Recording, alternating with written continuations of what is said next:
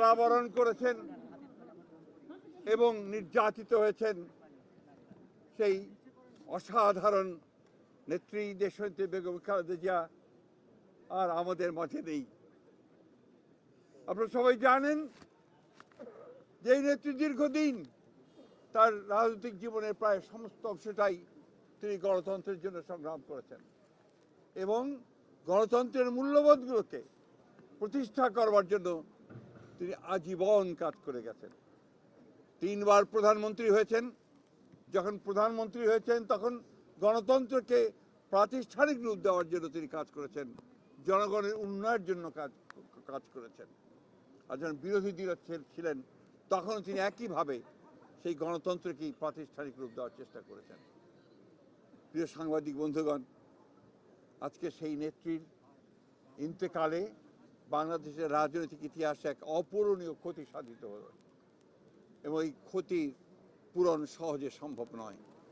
আজকে এমন একটা সময়ে তিনি চলে গেলেন যখন তাকে সবচেয়ে বেশি প্রয়োজন ছিল, যখন গণতন্ত্রের উত্তরণের জন্য আমরা একটা নির্বাচনের দিকে জাতি যাচ্ছে, যখন সমস্ত জাতি তৈরি হয়েছে, নির্বাচন করে একটা গণতান্ত্রিক ব্যবস্থাকে প্রতিষ্ঠিত করবে, সেই সময় তিনি আমাদেরকে ছেড়ে চলে গেলেন।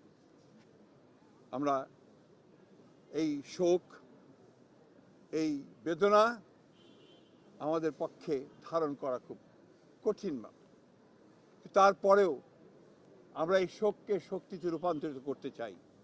আমরা দেশনেত্রীর নির্দেশিত যে পথ, সেই পথকে অনুসরণ করে বাংলাদেশের গণতন্ত্রকে আমরা একটা প্রাতিষ্ঠানিক রূপ দিতে চাই এবং সেই পথকে লক্ষ্য করে আমরা আগামী নির্বাচনে অত্যন্ত সুষ্ঠু অবাধ নির্বাচন অনুষ্ঠানের মধ্য দিয়ে বাংলাদেশে গণতন্ত্র প্রতিষ্ঠা করতে চাই।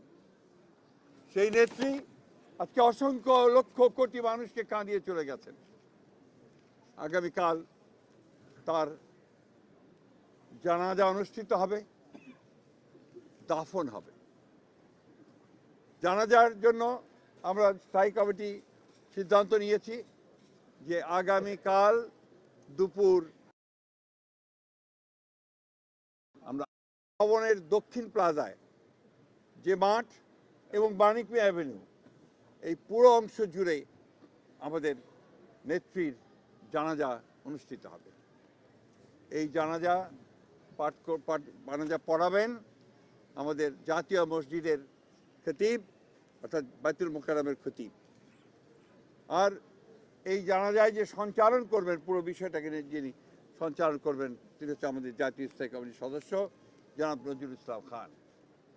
এরপরে আমাদের স্বাধীনতার ঘোষক, বহুদলীয় গণতন্ত্রের প্রবর্তক, বাংলাদেশের আরেক কিংবদন্তির নেতা, যাকে রাখাল রাজা বলে এই দেশের মানুষ, তার মাজারে, তারই পাশে আমাদের এই মহান নেত্রীকে সমাধিস্থ করা হবে, দাফন করা হবে। আমরা সবাই অত্যন্ত শৃঙ্খলার সঙ্গে এই জানাজায় অংশগ্রহণ করব এবং যে শৃঙ্খলার মধ্যে কথা বলা হবে, আমি বাংলাদেশের সকল স্তরের মানুষের কাছে অনুরোধ জানাবো, আপনারা সেই শৃঙ্খলা মেনে অত্যন্ত সুশৃঙ্খলভাবে জানাজা পড়বেন এবং তারপরে তাকে দাফনের অংশগ্রহণ করবে, যাদের দায়িত্ব তারাই অংশগ্রহণ করবেন। অনুরোধ থাকবে আপনাদের কাছে যে আপনারা কেউ এই নিয়ম ভঙ্গ করে শুধুমাত্র ছবি তোলার জন্য সামনের দিকে এগিয়ে যাবেন না এবং ব্যাহত করবেন না এই পুরো কর্মসূচিকে। আপনাদের আমরা বিশ্বাস করি দেশনেত্রীর প্রতি আপনাদের যে সম্মান, যে শ্রদ্ধা, সেটাকে অটুট রাখার জন্য আপনারা সেই শৃঙ্খলা রক্ষা করবেন এবং সর্বাত্মকভাবে সহযোগিতা করবেন এই জানাজা এবং দাফন কার্যের সুচারুরূপে সমাধা করতে। সব শেষে আবারও পরম করুণাময় আল্লাহ তাআলার কাছে এই দোয়া চাই যে আল্লাহ তাআলা তাকে যেন বেহেশত নসিব করেন। আমাদের ভারপ্রাপ্ত চেয়ারম্যান জনাব তারেক রহমান, তার জ্যেষ্ঠ পুত্র, তাকে যেন তিনি সেই শক্তি দেন যে এই যে দায়িত্ব পালন করবার শক্তি যেন তাকে দেন এবং তার পরিবারকে সেই শক্তি দেন এই শোককে সহ্য করবার জন্য।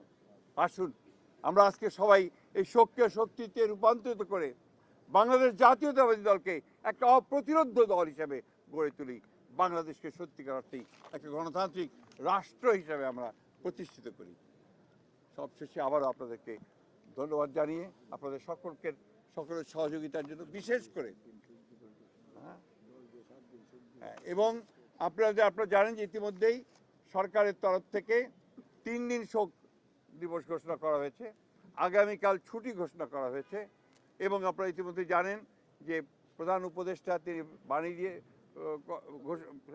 কথা বলেছেন, আপনাদের সামনে জাতির সামনে কথা বলেছেন এবং সেজন্য আমরা সর্বাত্মক সহযোগিতার জন্য আমরা সরকারকে ধন্যবাদ জানাচ্ছি।